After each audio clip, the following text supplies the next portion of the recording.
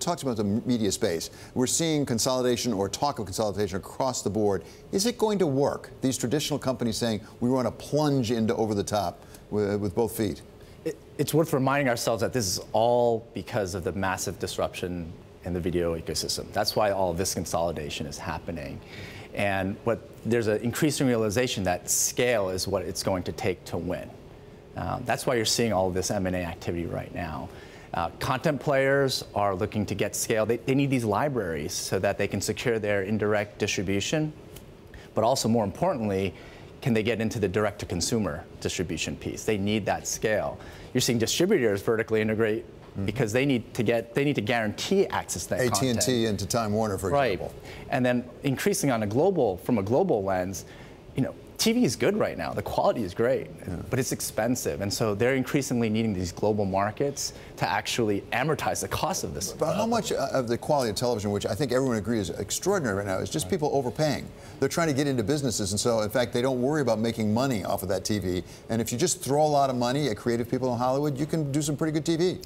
Well, there's no doubt right now that this is the heyday of TV content right now. You have players like Netflix and Amazon spending multiples of what traditional players are spending in terms of content. So this is kind of an interesting time from that aspect. Yeah. So Nabila, how are they going to afford all this? Because they're throwing a lot of money up the screen right now. They absolutely are, David. If Comcast does go through with this bid for Fox, they will become the most indebted borrower in the US. They're going to have $173 billion. $173 billion on the balance. Which is kind of a lot, right? Kind of a lot. And you've seen these media telecom companies really bulking up in debt. That's going to put them, so you're going to have Comcast, AT&T, Verizon would be the biggest borrowers. Whether they have said that they want to deleverage, Comcast has said that, but how you do that and still pay for these assets is the big question. So come back to Netflix, which I think at least is the catalyst for an awful lot of this. I mean, obviously we have Amazon in now, other people in, but Netflix really got this going. And I think a lot of traditional companies looked at Netflix and their valuations and said, oh my goodness, how are we going to compete with that? Right. Does Netflix need to get bigger? Do they have enough scope and scale? They're spending a lot of money, but do they really have the library? Do they have the resources? Right. I think you're on something. 1099 Netflix is what everyone's responding to right now. They are the global leader right now. And do they need to get bigger? I think the dynamics are going to move such that their content is going to start to become more expensive, and people are going to start pulling stuff away from them. And so I wouldn't be surprised if even from an M&A perspective, you see them make some moves going forward. Wow. So what kind of deals, Nabila, should we be looking out for in this space?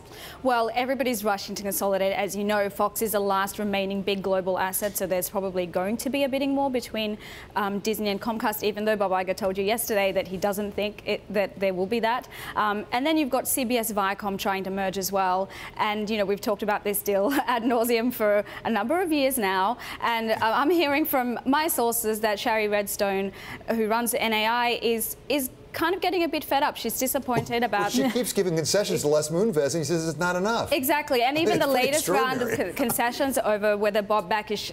she said he doesn't have to be on management, he can be on the board. Right. But CBS is pushing back still on that point, and that's where she's sort of getting a bit fed up. And, ultimately, she's going to have to decide how far she wants to push it. If she does really want to bring the companies together, she has wanted to say that they should decide themselves. Yeah. And, CBS has said they understand the strategic rationale, but they just don't seem to want to do the deal.